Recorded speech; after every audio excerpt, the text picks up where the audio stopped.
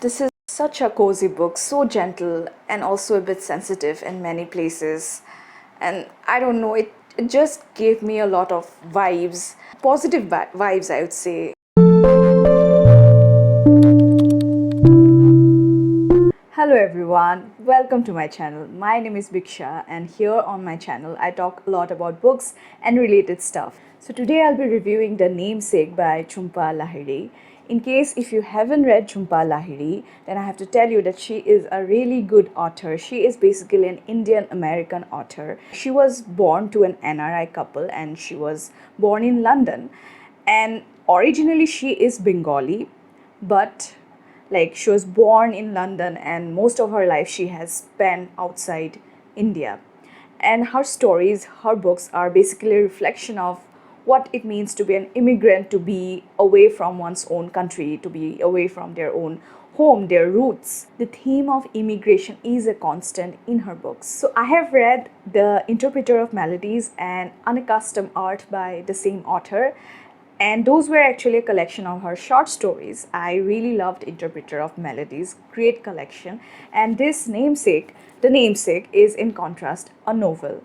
And it follows the story, initially, it follows the story of this couple living in the US called Ashima and Ashok. So they are basically newly married, and Ashima, like for the first time in her life, she goes away from her friends, relatives, family in Kolkata to this new place, and everything from the start it feels so alien to her as she tries to adapt to this new American lifestyle. So initially we follow her struggles, her psychological struggles, her loneliness as she tries to adapt to this new culture, to this new place, far away from her family and friends. We also learn about Ashok's backstory as well, like why and how he decided to leave India and come to America. One basic thing to know about him is that he is kind of obsessed with this Russian author called Nikolai Gogol.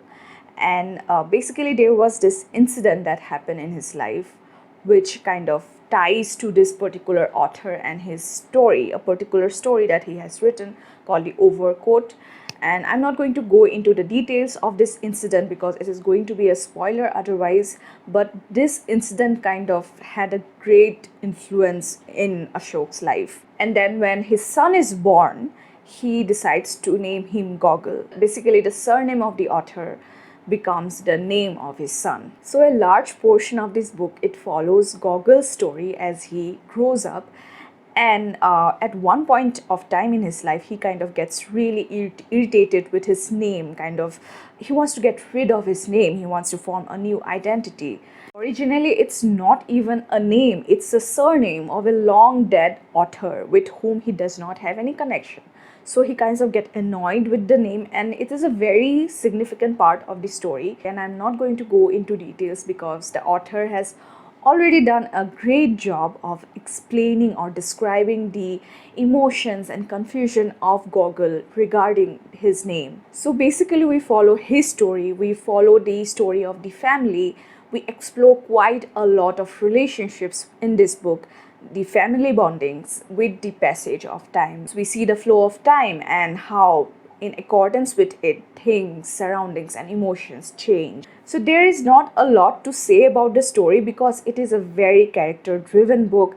It does not have a grand plot, but the beauty of the book lies in these description or exploration of characters and their relationships and their inner struggles.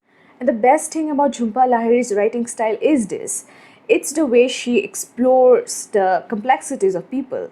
Because in reality, people are not just two dimensional. Like, we cannot just define people based on a few traits and characteristics. They have a lot going on inside. In reality, people are a lot more complex. They have a lot of complexities and nuances in them, and Jhumpa Lahiri, she does a great job of bringing these out into her stories. Her characters are so layered and nuanced, displaying a range of complicated emotions and behavior. A very significant part of her stories is the people and their relationships with one another. And another best thing about her books is obviously her writing style. She has a very descriptive writing style. She not only describes people well, but everything, including the food, the surroundings, every little action that's going in the background or even in the foreground. And she doesn't make it too boring. I mean, her writing style is descriptive, but it's not too overtly done. So those are the parts of her stories which I like in general as well in this particular book. It's not like the characters are very great, they take the right decisions, take the right course of actions.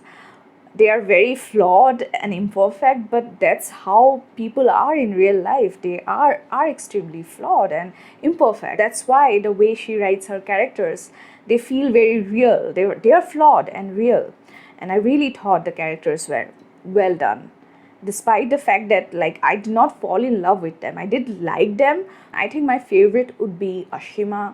I really liked how she adjusted to her new life and how she took care of Gogol and her daughter Sonia, how she brought them up, how she became independent. There was just one character who pissed me off so much. Like, I was so angry at that particular character. Like, I did not think that the story would take such a turn in reference to that character. I was kind of expecting a different conclusion in reference to that character, but the author had something else in mind, and ultimately everything fit into the story and the ending, so I was okay with it.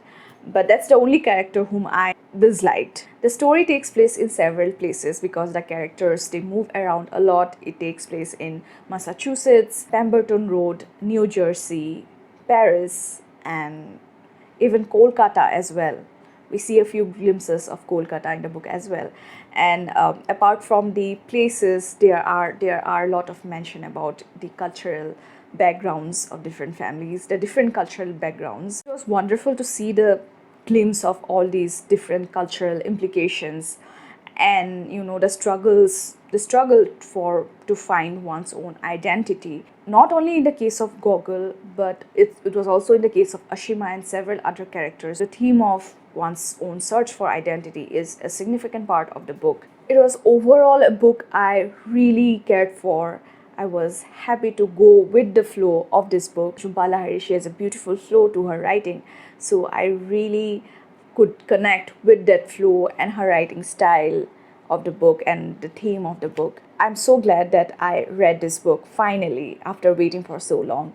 And I definitely recommend it, especially if you like character driven stories, if you like a slow and gentle story without a lot of drama, then this would be the book for you. But if you are purely a plot based reader who really loves drama, then this might not appeal to you much.